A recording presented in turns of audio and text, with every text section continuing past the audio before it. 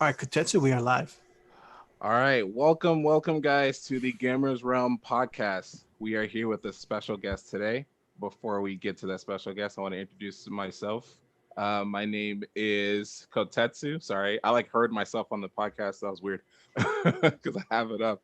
My name is Kotetsu, and we have Mr. Switch here. What's going on, guys? We have another guest who's filling in, Black Pokemon Trainer. What's going on, everybody? And our special guest today is Kosher Gamer. Hi. Now Thank you for this is having me. oh, sorry, I didn't mean to talk over you. This is episode 46. It's crazy to see how far that we are now. I think I was on and off, and I officially joined in November, October, was it around there? And Yeah. to be a part of it is just really, really, really cool. But we're not going to go down memory lane too long, but we're going to we have a special guest here, so we're going to ask her some questions, and we're going to have some topics from the other two as well, and questions from them too. But let's jump into the first thing we like to ask our guests here is, could you tell us a little bit of your gaming history? Yeah, sure. So I've been a gamer for my whole life. It started with the Nintendo 64, and that opened the floodgates to literally everything retro. Um, so basically, like I got my Nintendo 64, I loved it. I got a GameCube, awesome. And then after that, I just started buying everything previously. So like I got like a Super Nintendo, a Sega Genesis, a Sega Dreamcast, and then I just never bought anything again. And that was my life. So besides my own personal, like I guess, gaming experience, I also work in the gaming industry. I've worked in the gaming industry since 2013. And I've worked for a few different companies, but my current employment is being the social media and marketing manager for Yacht Club Games. That's cool. That's awesome. Like when I saw that, I was like, wait, this company sounds very familiar. So I went on. I'm like, yeah, Shovel Knight. And then I think on the Twitter page, I think is shows the newest game that's coming out, which is Cyborg. I keep butchering the name. It's like Shadow Cyborg. Close, very close. It is Cyber Shadow. Yes, it is coming yes, out. yes. It is leaping onto platforms on January 26th. That's really cool. Yeah. But that's crazy. I just to and I think that's, for me, that's really cool to see a gamer who's just, was born playing games from the start, and then to see that from playing games to actually being a part of them, with, seeing how they're made, and putting the word out for people to experience the game that you are trying to that you're advertising, and that the developers put a lot of hard work into. So I think that's really cool. Questions from me. Well, you just brought up a question. You just brought up a question in my head.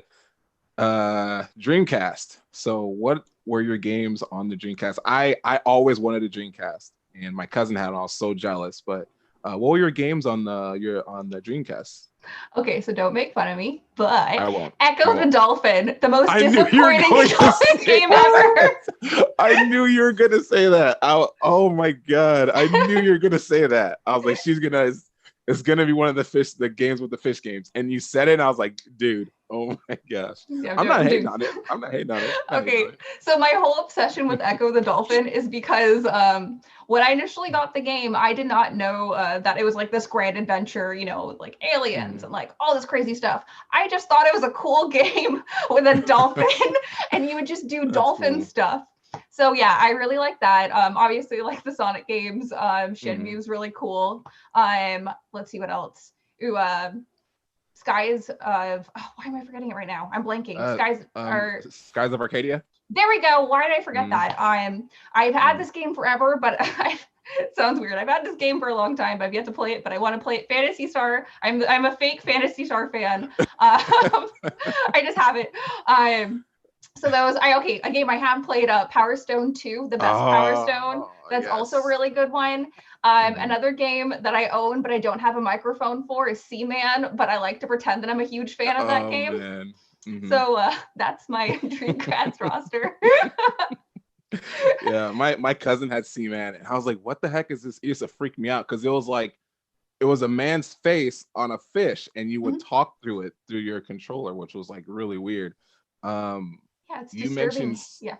yeah, you mentioned Skies of Arcadia. I have a funny story with that. So Uh-huh. they released that for the GameCube as well, and I remember I went to Blockbuster to go get it, but for some reason I couldn't remember the name of it. So I got a game that I thought was it, which was Tales of Symphonia, and because I made that mistake, I fell in love with the Tales series from there. Oh my gosh, I have the same game. I love the Tales series. Yeah, because I grabbed the wrong game, it was like it was one of those like fated things where it's like I was not supposed to get Skies of, and I never played Skies of Arcadia since then. I was like, Skies of Arcadia is kind of tainted now because I'm playing. I love the Tales of series because of that. Another question one of the questions I have is now on your Instagram, you mentioned before you go to the gym and now you don't because of the whole pandemic. Mhm. But a lot of the attire, it looks like it's anime inspired. Like you see Goku, you see the Akatsuki, you see the uniform from My Hero Academia on there. So I was just wondering, like, what is your like? Does it kind of give you that sense of because you like anime is always about like strength and getting stronger and all that stuff. Do you feel that kind of connection with that when you did go to the gym and the anime inspired kind of workout? I guess that's what I say, anime inspired workout Yes. because of that. Okay, so the only reason I do work out in general or like go outside is because I just want to feel like an anime character. Like legitimately. That's completely understandable. Completely understandable. So basically, I remember being a little kid, seeing Dragon Ball Z, seeing them power up and be able to lift things ridiculously. And I'd be like, yeah, that's really cool. I want to do that too. So when I go to the gym, or used to go to the gym in the before times, I would, I do lift heavy and yeah, be Goku. Right, with like the weights on his arms and legs and still able to go like that speed. That's crazy. Who is your favorite like what is your favorite character or anime that you're, or let me rephrase the question because I asked it way too fast. Are you watching any current animes right now during this pandemic? Heck yeah. So Promise Neverland, episode 2 just came out for season 2. Okay. So I'm watching that. Okay. I've been re-binging Demon Slayer because the movie will eventually come out. So there's that. Yes. I yes. recently watched the 2, I think, Fate Stay Night movies. So Oh, those are really good. I'm waiting Those for are the really third good. one that was supposed to release in 2020 and it didn't. I'm most offended about that. So I'm gonna be watching that. I'm also watching Attack on Titan because I like being horrified in the new That seasons. is. Mhm.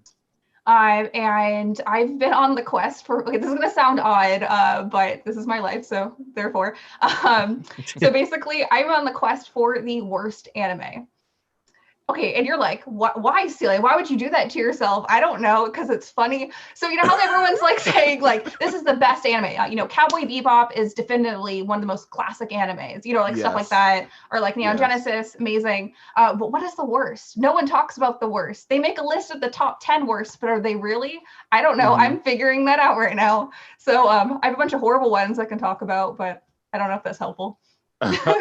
When you said that, I was like, what have been the worst animes I've seen? And I can't think of any bad ones. I've seen some weird ones. I think there's a show called Parasite. I think Parasite Yeah, I've seen Parasite. I think it's that one's kind of weird. There's some other ones too, like some really like what the hell am I watching right now? Kind of like animes. Attack on Titan. I haven't seen season 4. And what I'm doing is I'm waiting for all of them to go on Hulu so I can just binge watch and just enjoy it that way. And I think that's those are my questions. That's actually really cool. That's to kind of, I think it's really cool to look up the worst animes and just like sit there and endure that for however long the anime is. What if you run into an anime that's really bad, that's like has the episodes of like One Piece that just doesn't end? It's like episode 598 right now, One Piece. What if you run into a bad anime that has something of that caliber? I'm not a quitter, so that's my response. I gotta check up on you after when you watch some of this. I'll keep you in the loop. I'm making a list if you want in. Yeah. All right, If it's really that bad, it will not run longer than Parasite. but you don't know. What if like it's bad, but like the audience is just drawn to us, like it's so bad, but we have to keep watching it just to see. I'm already invested, so I have to like keep watching it, and it gives them views, and they think that it's good, but it's like no, we're just watching it because we're stuck watching this. The longest one, just to note, the longest one that I've watched so far is 26 episodes. Yeah, so. Oh my gosh. Yeah, I know. I'm gonna kick it to the other two, see if they have any questions for you. Either one of you guys have the floor now. I have a question for you. What are your top 5 video games? Top 5. Ooh. All right. Okay. I'm glad that you gave me a top 5 because usually people will be like, "Oh, what's your number 1?" I'll be like, 6 of them. Fair, right? That's never fair. I know it's not. Okay, so my top. Okay. So so just so you know, my top 3 changes depending on like how recent I played the game, like replayed it. But right now, Banjo-Kazooie. I love Banjo-Kazooie because I like to oh my gosh. Okay, so Banjo-Kazooie, the story, the writing is amazing. I love how the game design is for the levels. Everything's really contained. There's like a center like focal point in the game, so it's like you're able to like figure out where you are always. Minus Rusty Bucket Bay because that's a horrible joke. And just everything about the game is amazing. So and it's a collectathon. I love collecting things. So that's why it's number 1 right now. I also really love Majora's Mask for Nintendo 64. It's amazing. I have to say that because there's a 3DS one, and then people go, "Why?"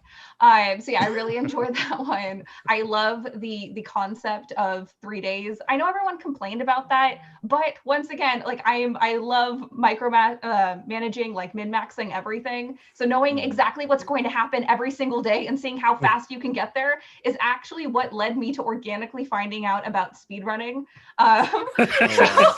Like literally, I was like, I have 3 days to beat this. Can I beat Majora's Mask in 3 days of my real life? Let's find out. And then like I would try it in like other games. So I had this like 3-day rule, which like equally matched up with my renting with Blockbuster. So I think that's really why. But anyway, so I would be like, let's try to beat this game in 3 days and see what happens.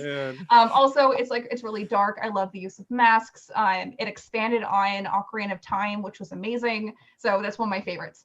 Another one of my favorites, Paper Mario: The Thousand Year Door. I love that game. I love it so much. Thank you, Justin. You are satisfying Justin so much right now. All the games you're naming right now.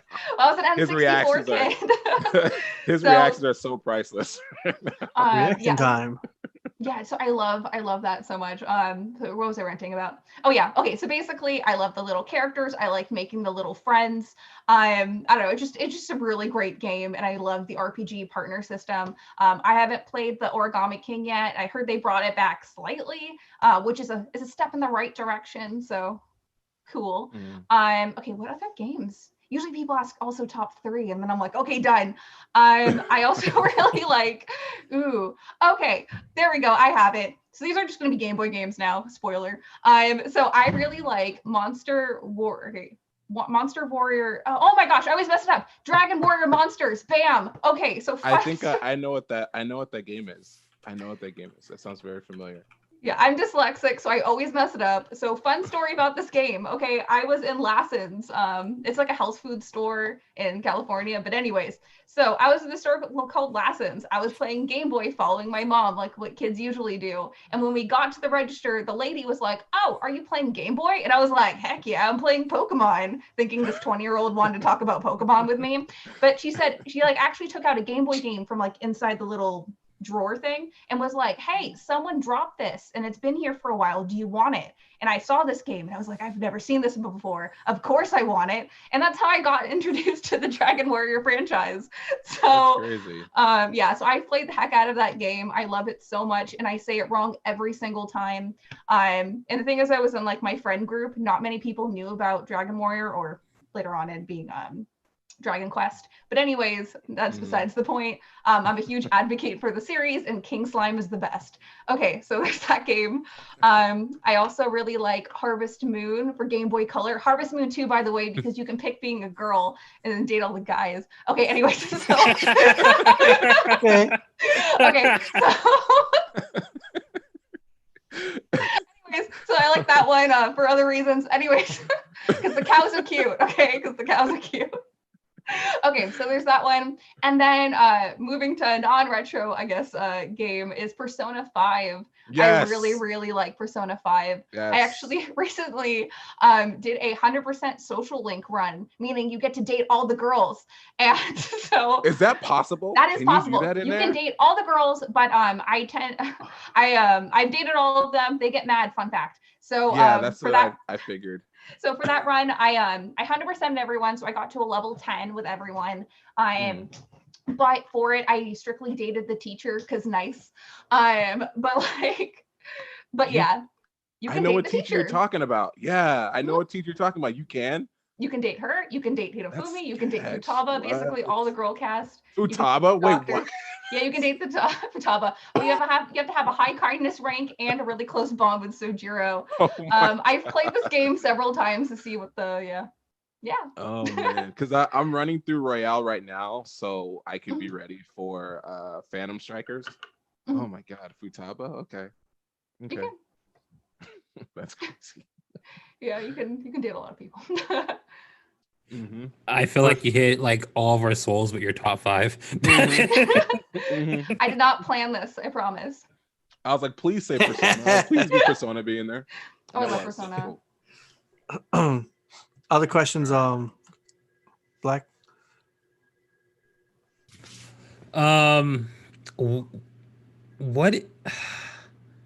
What is your favorite Dreamcast game of all time? Like your top one?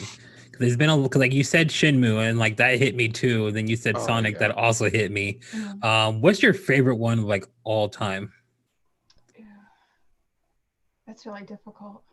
I have to go with Echo the Dolphin, but only but the version of it where you only play the beginning, so you're just a dolphin doing dolphin things. Wait, so when you move on throughout the game, because I played it, but I never got past like the second stage technically. When you move on, you're not playing as a dolphin anymore? Oh no, you're still playing as a dolphin, but I haven't gotten that far either. Legitimately, I don't think you understood like how I played this game. I wanted it to be a dolphin simulator, and I made it a dolphin simulator. And that's exactly what I did with it. Oh my God. I'm glad that you guys are my people, my dolphin people. Dolphin people. I never played. When you're a kid, especially with me, when I saw games like that, I was like, why? I was like, I want to play Power Stone and I want to play Sonic. So when my cousin was like sitting there playing the Seaman, I was like, why? I kept asking, why are you playing this? Like, I kept saying, can we play Power Stone? Because I don't want to sit here and watch you swim around the whole time. I got bored of doing that. So I was just like, yo, let's play Power Stone. He was like, fine. I just bugged the crap out of me. Okay, well, time out. You should have played Power Stone 2, so that's why you were wrong. It's the best Power Stone. No, okay. If we have time, I want to argue why I didn't like Power Stone 2. Okay, we're on. Can you hear my knuckle cracking? You should. Yes. And it actually sounds lightweight terrifying because you can hear it through the microphone. Yeah, like how crisp it was. Like each finger, you can hear it. It was like opening a Sprite. Black, you have any other questions? Yeah. So I heard you talking about Persona and like how you get to date people, and like you're talking about a whole bunch of other games where you can do that as well. And like this is just like for my curiosity. Have you ever played The Sims, and do you like The Sims? I have The Sims 4 downloaded to my computer right now. Nice. Yeah, no, it's actually really funny because I was looking for Sims Classic because I wanted to play that one, but then I gave up on it really quickly and I found out that Sims 4 was $6 on a Steam sale. So I downloaded Sims 4 and I'm micromanaging. I don't want to tell you guys what I'm doing out there because it sounds horrible. I'll tell you. Okay, so basically Basically, I realized that you could break up marriages, and so my character is just ruining the village right now. You can. I've done that before, and it's hilarious. Yeah, but you can also I've take. never thought about doing that. Okay, but the thing is, though, is this is my Ponzi scheme that I'm doing. It's not a Ponzi scheme, but it's funny Oh to my describe it as one. So basically, what gosh. you do is you get real close. Mortimer, if you have played the whole series, has been in like every single game. Yeah. So anyways, so Mortimer was the first target. And basically for him, Mortimer Goth, that's his full name. Basically what you can do is you can get in between their relationship and then invite him to live with you, which means you get all the money that Mortimer has, and then you deposit it into it, and then you can ask them to leave. So that's how you. I've heard of that. And that's how I built my mansion in Sims 4. So you can either do that or you can work like a normal American.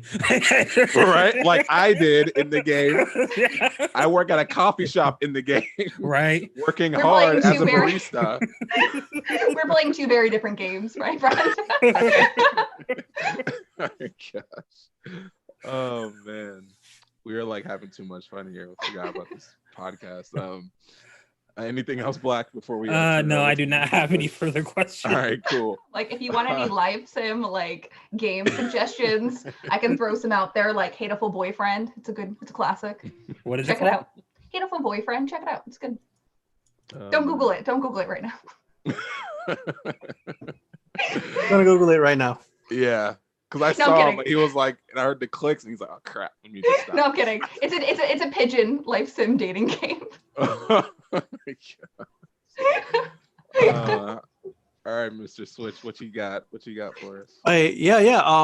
Again, thank you for joining us today, for giving us the opportunity to, for us to, for you to be our guest. I want to say real quick to the people who are watching, what's up to Ryan? What's up to Kaiten? What's up, Retro Styles? What's up? Did I say Kaiten? Yes, I said him already. What's up, Zach? And everyone else who's watching. Let me go back. There we go. All right, let's start with the questions that I have here. I got 1, 2, 3, 4, 5, about 6, 7 questions. I'll try to make it quick. You know what? Looking at having you as a friend on Instagram for a while and always seeing what you got going on. Why retro over modern? Seems like your love is strictly for retro, well, mostly, but I'm sure you love a little bit of everything else. But I see your love is leaning more towards retro. Why? That is actually a very interesting question. I guess like there's a few answers to this. One, a majority of my consoles and games were given to me as a kid, so I didn't have to like buy anything, and I'm cheap, so I just didn't buy anything new. And that's why I was mainly focused on retro because I had it. So next thing is nostalgia. Like everyone, we always seek to like relive our childhood. Like literally, like recently I remembered Neopets, so I made a Neopets account again. I remember like, Neopets. What? I know, me too. I remember Neopets. Oh my god, I'm gonna cry because someone else knows about Neopets. Oh my gosh, you have to go feed them. They're starving. Oh man. So like, I don't know. It's just kind of one of those things where like I'll go back and like play something that I really enjoyed and like get that nostalgia factor. But now as an adult and how I understand how games work, it's really fun to investigate and really explore why I enjoyed that as a kid and like understand like the technical things behind it. Like how in Banjo-Kazooie, the level design, it like there's always like a point in the game where you can look back and you can see like where the rest of the game is, and you have like a focal point. There we go. You have a focal point in the game. And so like that's why spatial awareness feels really good when you're playing it. So like understanding like those type of things, or like in JRPGs, the music is really good. So when you're doing like really repetitive things like level grinding, you get really into it because of the music, and it makes it more enjoyable. So there's just like a lot of fun things like that like I really appreciate also with retro gaming. And lastly, they had like hardly any memory or things to work with, and they made these beautiful vast like landscapes and worlds. So it's just impressive, and I like to go back and play it. That's awesome. Thank you for that. What's going on? A link to play is happening, dude. Let's see. Next question. Favorite retro console? Nintendo 64. I'm a Nintendo kid, and I don't think I'll ever stop. Awesome. Let's see. Tell us everything you love about Metroid. Samus is a badass. I'm actually really bad at Metrovanias, and she makes it better. So cool. I saw that you had you were wearing the was it the other outfit? Yes, it's the blue one. So the zero suit kind of like cool look. I remember I saw that. So okay, rewind a little bit. Samus is a badass. I want to be badass too. The thing is though, is that I had bought that actually at a cosplay at Anime Expo because I was like, I never like get to do like a really, really cool cosplay because usually I like put it together like 2 weeks to a week before. So I was like, I'm gonna buy something for once, and then the times happened. But I wanted to feel badass like her, and if I was gonna pick a costume, I didn't want to wear armor, so I was like, let's just go zero suit. So did you wear it at a convention at all? No, Yeah. no, I bought it and then the world shut down. I got it in February. I was so excited. But you will. You eventually go to. You've been to a lot of conventions before, like gaming conventions. Yeah, Shit, I do. Man. And you guys have been to them. You have to go. They're so much fun. I've never been to one, and I'm sad because I'm 40 and haven't been to a convention in my life. And I was actually about to go. I was actually ordering the tickets for my first E3 appearance right before. I think it was in February, and I was gonna get the VIP too. And then of course what happened? So I was like, shit, Then I was never be able to go on my first one. So I'm gonna start looking for a lot of the ones nearby as things hopefully reopen later on. But yeah, so you've been to them plenty, and so do you miss going to conventions or? Yes, I really do. Like for a while, to be honest, and don't hate me, I was a little jaded with conventions because I used to go to them, a ton of them for work. Like I've been to so many conventions, and after a while it was just like, okay, like I've been to all of them. I really enjoy the people, but like I would love to have a weekend and not see cosplay and just be in my house with my cat. But the thing is though, is that I love conventions because I know that complaint sounded strong, but like conventions is actually one of the reasons why that I wanted to go into my field. Like my first convention was Anime Expo 2005. And it was such a magical experience for me going somewhere where there's so many people and they're in costumes and they like anime. And like, I was like the anime kid at my school, like 3 other people liked anime and me. So that made 4. There's 4 kids. And so like seeing a convention full of these people and like experiencing like these fun, experiential like events that they had there was like, wow, like that was like amazing. And like, once I found out that you could do that as a job, I was like, okay, I'm doing that. Which expanded into more marketing stuff. But yeah, so what was I even talking about? I'm just jealous right now. Just keep going. And then besides convention, like just working conventions, like, planning a booth and making sure that happens. I've also done a lot of panels at conventions. I'm actually doing a digital convention. I'm going to plug it, Uplink. Uplink Con, it's done by the same people that did LA Retro, Long Island Retro Expo. It's coming up in February. Go check it out. I'll be talking there about the future of indie games. Awesome. That's nice, so cool. Nice. Keep me in touch so I can help put that out there, with the community too as well. If you were to have, this one just popped up right now. If you were to have, let's say we were to have a guest, an anime guest at voice actor, who would you have wanted to meet if you were to have it on like a podcast? That's a very good question. I've met a lot. My best friend Robbie, he's a voice actor, so he's really exposed me to the community. He's really talented, by the way. You should talk to him too. I don't know who am I creepy for? Robbie? Yeah, Robbie Friedman. He's a very talented voice actor. He's done some voices for like Neon Genesis. I'll talk about him later. He's really cool. I'm trying to think. Like who am I creepy for? I don't even know. Let me get back to you and then make my request. And when I say creepy, I mean big fan of. Oh man. Yeah, I'll get back to you on that. Okay, what's your favorite let's say piece of retro history? It could be an item, an event that happened, or something you have that's retro like that you just enjoy. Retro history. Oh man, that is such a good question. I'm looking at my shelf right now. That's what I'm looking at. I have like all my stuff on here. Okay, so I have 2 things. Okay, so one, rest in peace, Terry. But the Nintendo PlayStation is not something I own, obviously, but the Nintendo PlayStation is a prototype that I got the privilege of being able to like hold and play. I saw it. Yeah, that was cool. Yeah, Terry, I don't remember his last name right now, but he recently passed away, but he was the person that discovered that he had it in his possession. and he was a really good guy, and he let me touch it, so that was awesome. Nice. But the thing is, though, is that is such a like significant piece of history, because if Nintendo didn't screw over their contract with PlayStation and help, I guess, make license out like Zelda and Mario for the Philips CDI, we would not have our PlayStation 5s that we're trying to find right now. That's so true. Yeah, like if they didn't, like, That's so true. well, it would be this Nintendo PlayStation Switch right now, which is bizarre. So I love that. And then my other piece of, I also don't own, I don't know how I'd find it though. Anyways, okay, so guys, we're gonna jump back to 1998.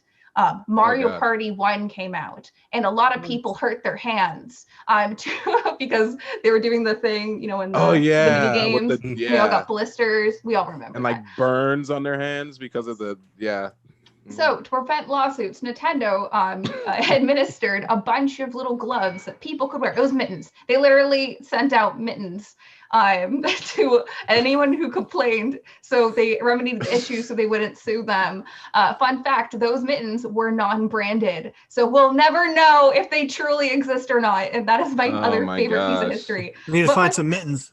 We need to find some mittens, but they're not branded. But like for stuff I actually own, like I'm not sure. I have the Sonic 10-year anniversary coin and CD that came out in 2001 that I think is really cool. I don't know. I have an inbox N64. I don't remember the question. I just want to talk about cool stuff. A piece of retro history. Yeah, that's history. And then I also have a third party. I don't know where it is right now. It's somewhere. A third party controller mask, and it looks very disturbing. But they made them. I don't know why. You got to put it on. Okay. I don't know where it is.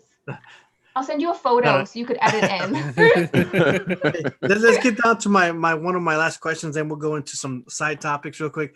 What is your intake on Intellivision Amico, period? Since that's kind of the new retro thing coming. Okay, so fun fact, I have zero experience with it because I was born in 1993. And so basically my experience with the Amico and like on television, all that is back when I worked at Hyperkin. People would come to our booth and say, do you have anything for the, the Amigo or like the ColecoVision? And I'd be like, no, we don't. And they would go, oh, and then leave. And that's my experience. And they also sometimes would say, and what you should. And I'd say, okay, I'll take it back. And like, this is me writing notes in marketing. I can't do anything. So that's my experience. But as my stance as a whole is, I think it is awesome. I am a strong believer in preserving video games as a whole, like in especially retro, is because video games and art, even if it's like a little beep with a little black box on the screen, that is someone's expression. That is someone's hours that they've worked on. And, everything has built up to what we have now. And if we don't create new ways to play it and be able to expose new generations to those old games, that history is forgotten. And I think that's like atrocity. So I'm really excited that that's coming out.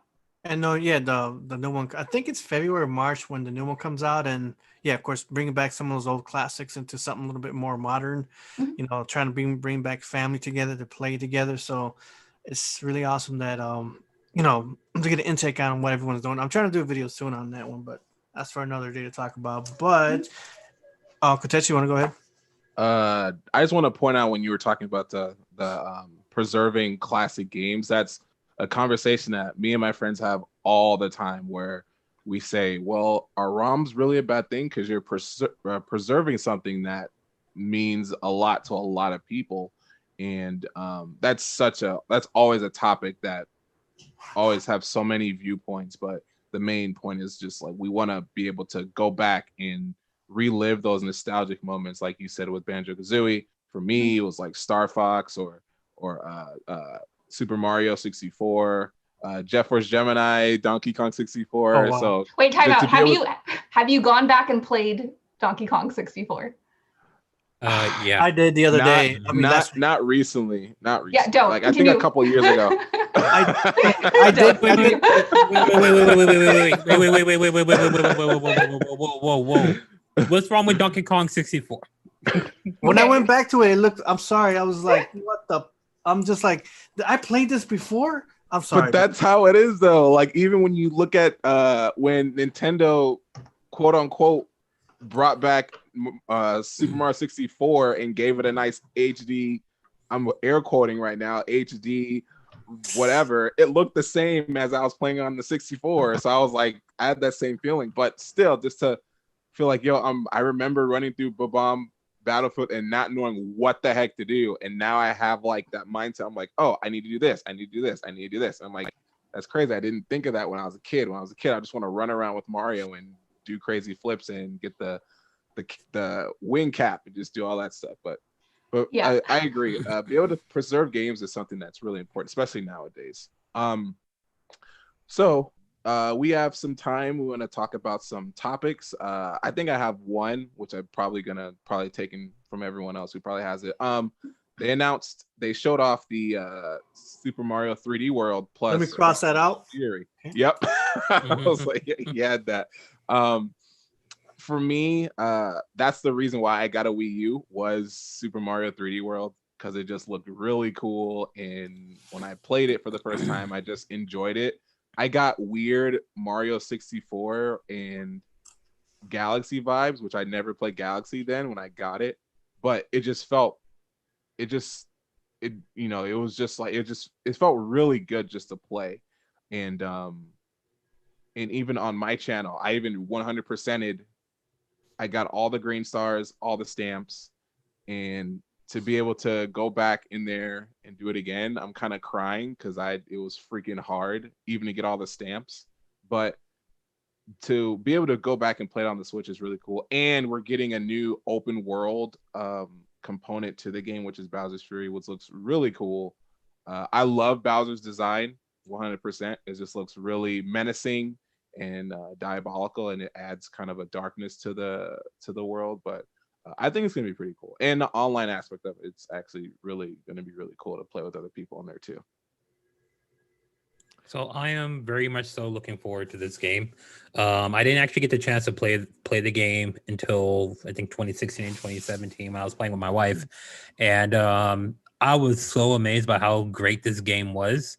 And the only reason why I had the chance to play it was because what game came out at the time that I really wanted to play that came out for the Wii U. Breath of the Wild came out, and then when I bought my Wii U pre-owned, like it came with that game, and I'm like, all right, whatever, I'm not gonna play it. But then my wife started playing it, and then she's like, hey, baby, you need to play this game. I'm like, all right. Then I started playing it, and I instantly fell in love with the game. Like I thought the game was absolutely amazing. And I'm super, super excited that it's coming back out for the Switch with an open world DLC.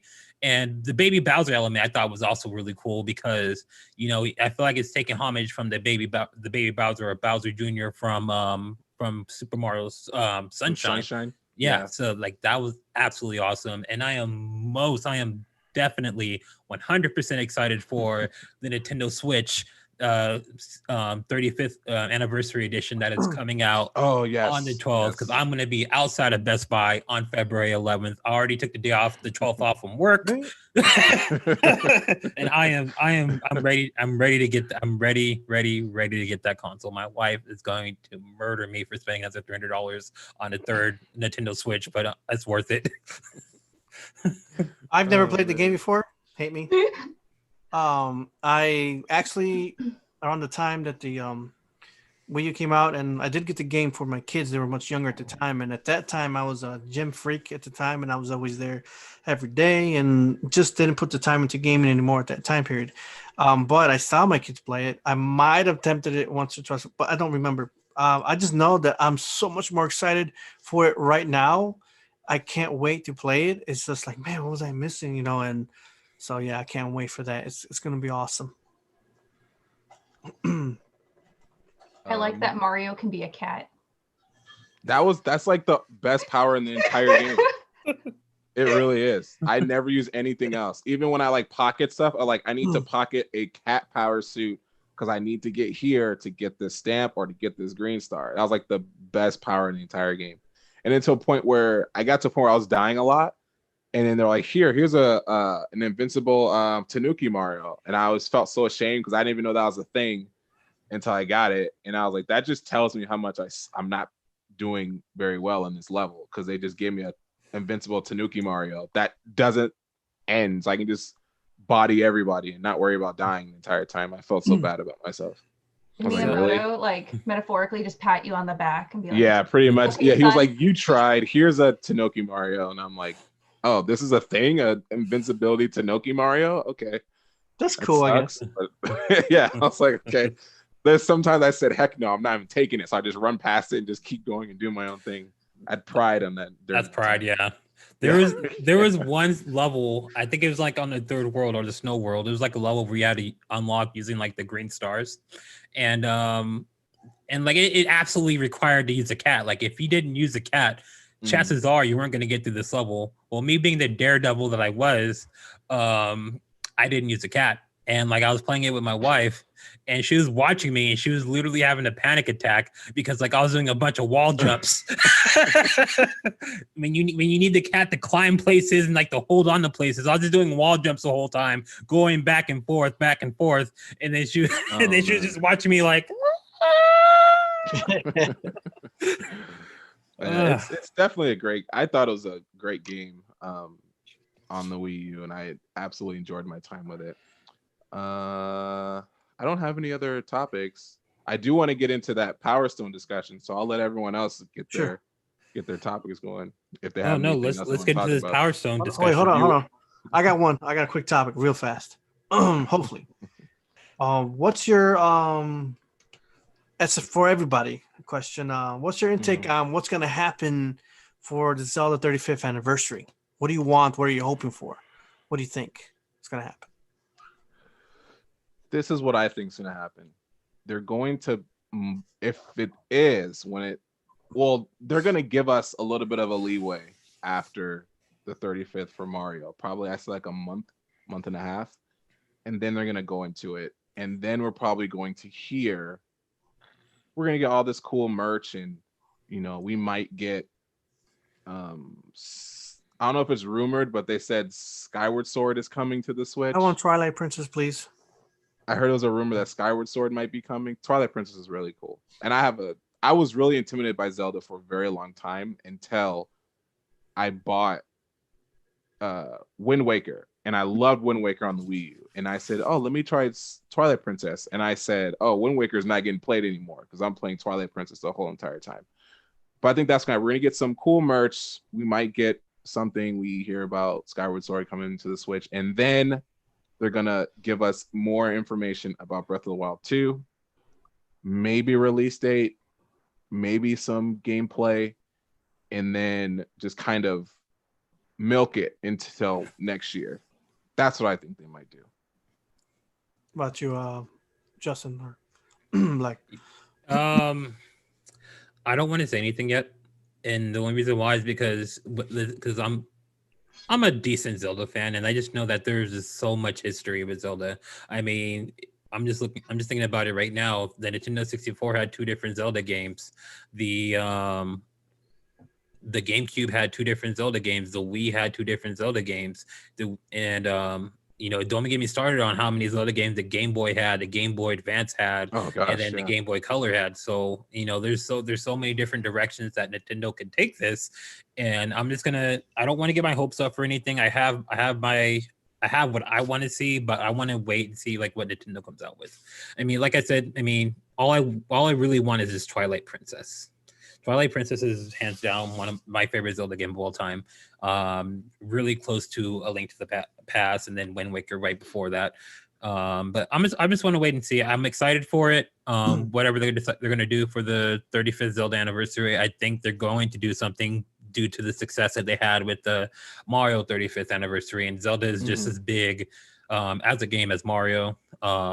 So I'm excited for it. I'm just going to wait and see what happens. So I was about to grab an example, but I can't reach it. I was gonna pull out. I was like, I can't. So that's what that was. Yeah, I want okay. So this is my wish list. I'm a hardcore Zelda person, but so basically, what I would like to see is like Oracle of Seasons. Like I would love to see that in Ages. I would love to see them both like a 2-part where you could play with other people online. That would be amazing. Another thing, I wish I could grab it. So another thing I would really like is probably like a bundle, kind of like how they did with Mario for the 35th. It's probably going to be Ocarina of Time Twilight Princess and Skyward Sword. Like that's what I would assume, like how they did with the other one. I would also love to see a game disc with every single game ever on it, including the Philips CDI ones. That'd be crazy. It's like $1 billion. You have to give your firstborn child to receive it, and it'd be worth it. I think one of you have 3 kids, so you would get 3 versions of it and probably a stuffed animal. So I like to see that. Realistically, I would love to see a Majora's Mask, but I don't think we're going to get that over Ocarina of Time. And I really hope that Twilight Princess ends up getting a release, because I feel like it doesn't get the love that it deserves. For real. And the reason behind that, I'm going to go on a Zelda rant. Sorry, guys. Okay, so basically is that once after Ocarina of Time and Majora's Mask happened, I know that there was an E3 tech demo for the GameCube, and it showed like a really badass, Link. And everyone's like, oh, we're going to get like the most badass Link game ever, and basically what we got was Wind Waker. So that's why there was a huge backlash of Wind Waker until we realized it was really fun. And then everyone loved Toon Link. Awesome. Great. Me too. I really like Wind Waker. But anyways, and then we got not Ocarina of Time, sorry. Then we got Twilight Princess. And then everyone was used to Toon Link, so like super edgy Link like looked ridiculous in comparison. So everyone makes fun of him for turning into a wolf, which is sick, by the way. Yeah, I thought it was cool. So dope. But yeah, so since we got it in that order, I feel like that's why Twilight Princess wasn't as received as well. If it had come after Majora's Mask, it would have been better. So yeah, I hope it gets love, and I hope they make Skyward Sword better. I'm sorry, but I did not like that game. I never played it. I never played it. So, but everyone keeps telling me, I keep getting, it's okay, and I keep getting, don't even touch it. So I'm like, okay, but I'm missing a. It's one of my least favorite. Okay, I have a question. Do you like doing this a bunch of times? Absolutely not. Absolutely How about this? No, I didn't like doing it when I played on my cousin had Twilight Princess for the Wii, and I did 2 seconds of it. I'm like, yeah, I'm done. I can't do it. Okay, one more. How about pointing and then nothing's working? Like, do you like that? I don't like doing that with the Switch. Okay, yeah. And like not only that, you have to line it up with the sensor bar. So like if you're not aligned with the sensor bar, like it's like you're way over here. You're like, wait, what? No, I'm right here. It's a schlep. Oh my god. But besides that, I like the story. It was the first time they gave like Link and Zelda an actual relationship. Because like for the rest of it, Link's just a pushover. She meets him once and she's like, hey, can you go on an adventure and like kind of die? Like I'd do it, but nah, I wouldn't be good. You'd be good though. And like that's the game. It's like every game, it's a different person or it's Zelda. So yeah, there's like actual reason behind it, and I like that. So yeah, so that's my wish list. I hope I get the Philips CDI. It's Zelda themed only with Celio B. Just talking Zelda. Down. Zelda is just like, oh my god, Zelda is definitely one of my best series. Then it's hard, Zelda or Metroid. So either way, with Zelda, yeah, I wish I can get Twilight Princess along the way. We'll get like a 3-pack thing, like Zelda 3D Mario 1, and then a side game too. Like of course that Super Mario 3D World's coming out. I'm just hoping for some cool. There's always going to be some cool merch, or maybe I don't know, Mario had shoes or something else or whatever. But I'm really excited to celebrate that, a lot too. I'm excited. I did love, the Mario 35th, and some people are very disappointed with it, but either way. Zelda, I'm really hoping for something really big, something huge to hold me back until Metroid Prime 4, please. Just give me something good. I'm crazy about it. Every podcast, we got to hear it. We got to hear Metroid Prime 4. Don't make me put on my Metroid hat. You know what's funny? Put on the Metroid hat. You know what's funny is that you bring that up. Like we experience so much Mario stuff anyway, besides the 35th, that to experience any other character like you said, Zelda is going to be really cool. I'm actually a little bit more excited for the Zelda because like we do get to experience Mario in other ways, but we don't get to see that with any other their Nintendo's iconic characters. And of course Mario's their flagship, but like for me personally, I want to see some Star Fox stuff. And I've been saying this, I want a Star Fox Adventures 2, and I think Breath of the Wild's Breath of the Wild's Riolu is a freaking Falco. So I'm surprised no developer has picked that up yet and say, yo, that's our Falco right there. Just give us everyone else and we're set. And I'll be satisfied. Or give me Star Fox Adventures on the Switch. I'll shut up if you just give me a Star Fox game on the Switch. Can I jump in there a second? You want Star Fox Adventures 2? You mean Dinosaur Planet reskinned and stolen from its glory? Sorry, I had to jump in there and pay some tribute. I love Star Fox Adventures. I beat that game. Like, that's the only game I beat in my entire life of being a gamer that I've beaten like 9 times because I just could not get enough of every single second of it. That's like me in 1,000 Year Door. Yeah, I love that game. Star Fox Adventures was awesome. Star Fox Assault was cool, but Adventures was better. Yeah, Adventures is really cool, and Dinosaur Planet would have been. Also, I'm jumping on a 1,000 Year Door. Justin, I'm just curious. Have you ever done any self-imposed challenges for 1,000 Year Door? Because there's a lot of min-maxing that goes on there, like with badges, and it's really, really fun. I have not, but I probably should because honestly, the real reason why I love 1,000 Year Door so much is because of the story and the soundtrack. It's so good. The soundtrack is amazing. It really is.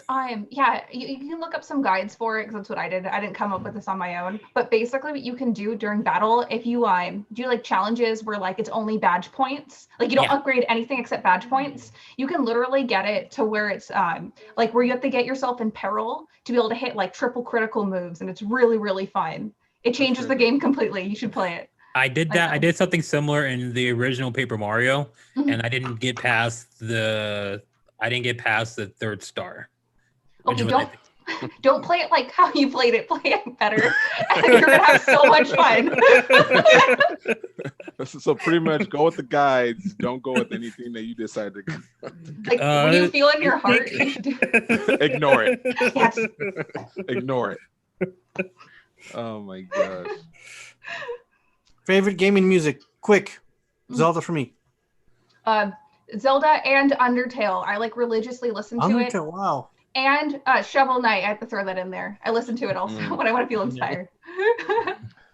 Mine is Persona 5 and Metal Gear Rising: Revengeance. Those two have really. I love the soundtrack in Metal Gear. That's like the first gaming soundtrack I fell in love with, and then of course Persona 5 has just amazing music on there.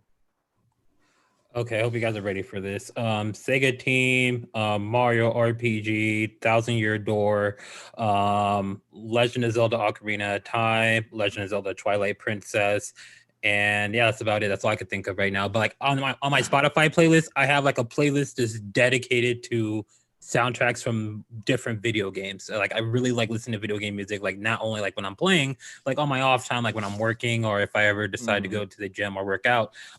Video game music like soothes me in a way. So if I'm not listening to trap music or I'm not listening to hip hop, I'm listening to video game music or music from movies. Justin, there is a Spotify channel where you can listen to Banjo-Kazooie trap music. It's life-changing. What? I'm kidding. I'm not kidding. I have it on my phone. I can show you. What's the name of it? I need to look it up. Okay, hold on. Here, we'll connect our emails and I'll find it for you. Okay. Okay. That's crazy. I have the soundtrack of the Zelda ones. I have the actual soundtrack of Twilight Princess. It drives me nuts. Just like put it in the car, just drive away with it. So it's pretty awesome. That's cool. Hold on. All right, so I wanna hear, Celia. I want to hear your reasons why you think Power Stone 2 is better than Power Stone 1. Because I've always heard the opposite, and I'm with everyone on that one. But so I never owned Power Stone 1. Okay, so that's probably why. That's probably why. Because why is she? Why is she so? I was like, I've never heard anyone like Power Stone 2. And I'm like, I really want to know why. And now that's the okay, I get it. You didn't play the original. I get it now. I come out as a fraud. No, it's because I grew up playing Power Stone 2 and people were like, oh, it's not like the original. So I had to think it's funny to make it a point to be insanely defensive about Power Stone. Because I was like, I'm ready. I have all of my notes in the game that I played because I put hours into that game, and Uh-huh. there was a point where I think after I graduated, we all got like $100 after we graduated. So I was like, I wasn't a big spender. I didn't ask for much when I was in high school, so I just kind of held on to my $100. And I was like, wait, I always wanted a Dreamcast. So I went on Amazon and I ordered a Dreamcast and I got Power Stone with it. And then I was at my dad's house and my mom called me. She was like, hey, this package came in for you. And I was like, oh, yeah. It's my Dreamcast I got. And she was like, what the heck is that? And I'm like, oh, it's a game cost. She's like, how much did it cost? And I was like, what? She's like, how much did it cost? And I was like, oh, this cost $100. She was like, so you're broke now? I'm like, yeah. She was like, all right, that just lets you know you're not getting any more money after this. I was like, no, I get it. But I wanted a Dreamcast. So I ended up buying a Dreamcast and getting Power Stone and loved that game. I played the PSP one, but it's nothing like playing on the console. Like it's that legit nostalgia is playing on the console. But yeah, now I know why you like Power Stone 2 so much, because you didn't play the first. Yeah, like I have like a bunch of Dreamcast. Let me see. Moving. Yeah, for Dreamcast, there's a bunch on. I'm good with physical examples. I would have gotten all of my games ready, but like someone mentioned, like Shimui, not Shimu. There we go. Shimu. Oh man. Okay. Still need to play the third one. There's a lot of mixed reviews on the third one, which I'm kind of sad about, because like how Shenmue 2 ended, it's just like, yo, we've been waiting for the third one for so long.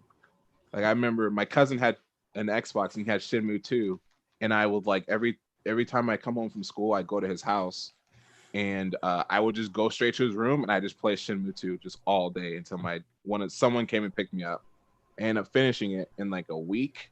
And I just like, as a teenager, how old was I?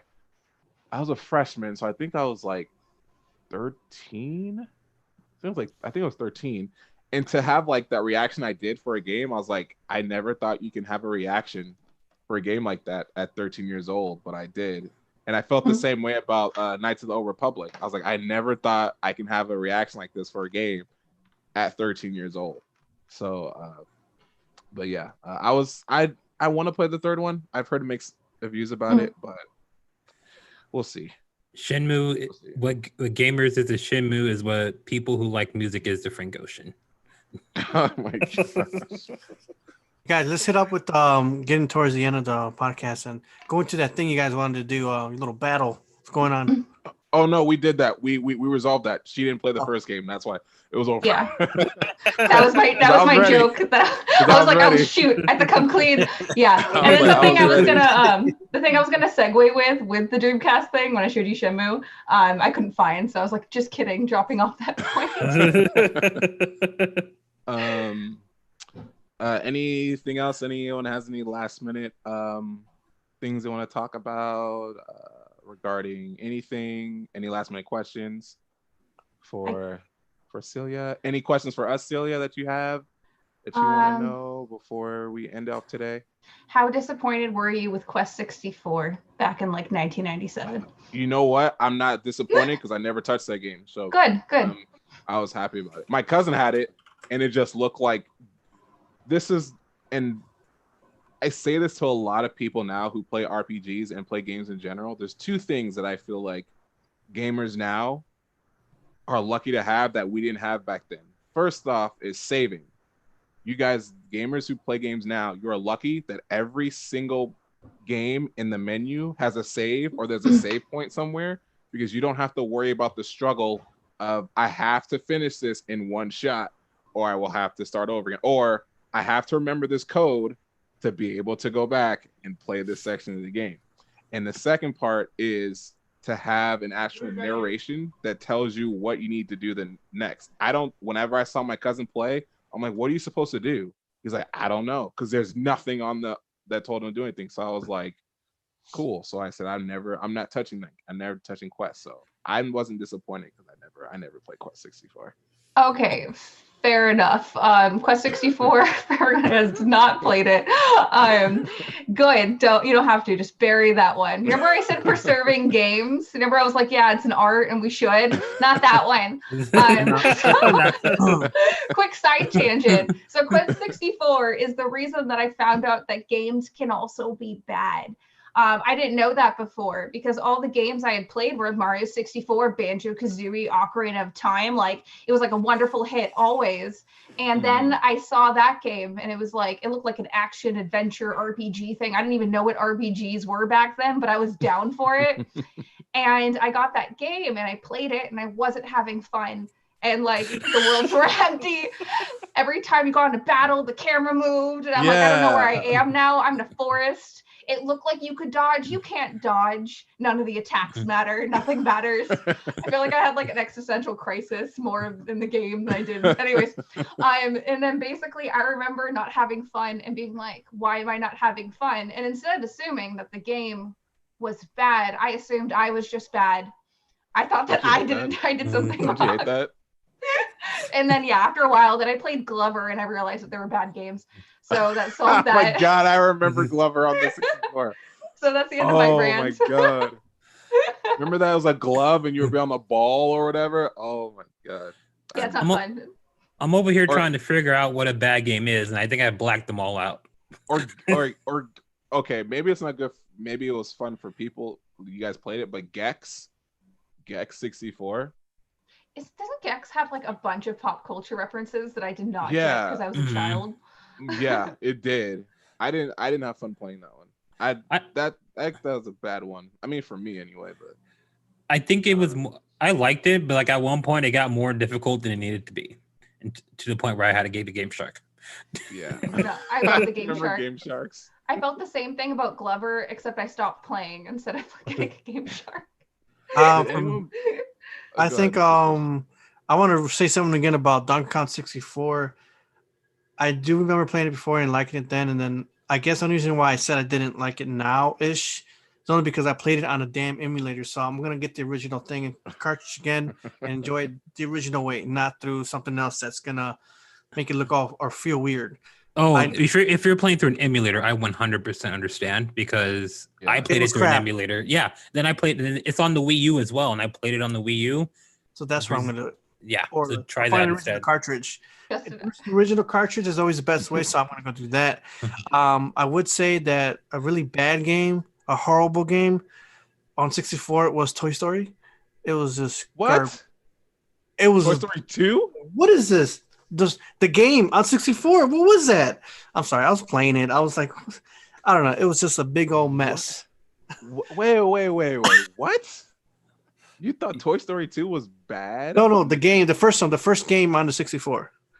Not that was Toy Story 2. That's 2 or 1 or 2, whatever it was. I just know it was like, what the heck was going on here? I love that. I'm a huge Toy Story fan. Maybe I better go get the cartridge because it was always also an emulator. Okay, that's probably why. So you can't be playing into an emulator because some of them don't run well. I was like, wait a second. I was like, I love Toy Story 2. You know what? That's what it is. Maybe that's what, because my experience doing that on, I had a Raspberry Pi, and it's just some of those games on there. Like, like what's happening here? I was loving the Super NES versions of it. But anyways. Yeah, some of the some emulators, it's just hard to actually emulate just because there's so much more that goes into it that they can't get because only the console will have. So some games won't run, some games will run awesome, some games won't run at all. But oh man, my heart jumped. You're like, Toy Story 2 was bad. I'll give it another chance, all right? It was so good. Sorry. Oh, go ahead. Go ahead. Okay. So I have a couple comments. Okay, one, it would have been really funny and a great throwback to earlier in the conversation if the reason why you were mad about Toy Story was because you never played the first one, but it didn't exist. So never mind. Like in my head, I was like, "That's what he's going for. That's what he's going for." Actually, there was a Toy Story game, but I think it was out on the Sega when Sega Genesis was a thing. It came out on the Sega. And it was probably better. They re-released it on the Super Nintendo at one point. Yeah, and they brought So, but yeah, I played all the Toy Story games. I'm a Toy Story fan. I love Toy Story. That's awesome. Second thing, I have Donkey Kong 64 in my Nintendo 64 right now because I just did a replay of it. I didn't wow. 100% or yeah. anything. Yeah. And yeah, no, it's much better than an emulator, but still is a shit game. And reasons why. I am a collector of 100% of everything. And the thing is though, is that the game is just like the biggest like repetition of like it's just a repeat. Like let's redo the level 6 times because there's like 6 characters or maybe That's 5. True. But anyways. That's besides the point. There's a bug racing little level when you're a Tiny Kong or Teeny Kong. I remember yeah, that's that. broken. That's broken. If you want to break your controller, play it. It's real cool. If you want to have a bad time, that's another reason to play it. Like if you're like, I just want to be angry right now. I remember that. And there's just like no organization in the level. Like it's just you have to literally. You have to discover everything, and it's not rewarding either. It's not like they put a cool thing in the corner and that's you're like, oh, you look at it, you're like, ooh, like wouldn't it be fun if I like looked over there? Like no, like you just wasted your time. It's stupid. I never beat the game as a child. So here's the thing: I never beat the game as a child. So I feel like as a gamer, that's a fail on my end, and I really need to get like buckled down and finish it up. But then like I was playing on the Wii U like when I was like unemployed and broke, and like once I got a job, I'm like, well, see you later, 64, Donkey Kong 64. like I mean, it was, in my opinion, it was a good game. It's part of my childhood, but like as an adult, I will agree with you on this. Like it didn't give me the same pull as it did as a kid.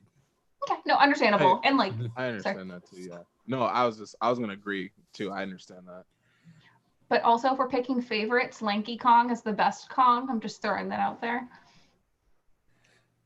I'm gonna say whatever. No, I'm gonna pick a Kong that's not even in the game.